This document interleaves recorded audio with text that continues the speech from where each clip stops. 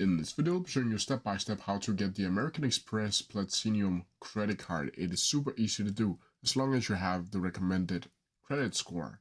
So the first thing you need to do is open up your favorite browser and then go up to americanexpress.com. From here, you should be looking at something like this. And here you'll need to go over to the credit cards tab down here. Then the first credit card you'll see will be the Platinum card. And as you can see, it has an annual fee of about $900. But to apply for it, you simply need to click apply now. From here, application page will pop up where you'll have 3 steps. You'll have the option where you can provide info, you'll need to submit the application, and then from here you'll get a decision and be accepted into the credit card.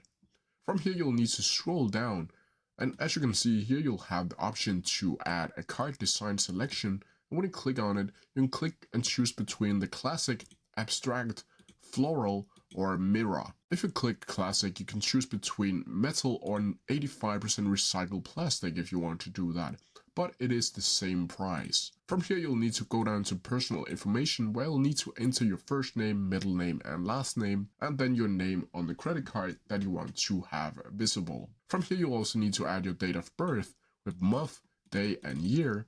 You'll need to enter your email address so AMEX can contact you whether or not you have been registered for the specific credit card. You'll also need to enter your mobile phone number, your home street address, so AMEX can send you your Platinum card once you get approved. Same with department, zip code, city, and state, of course.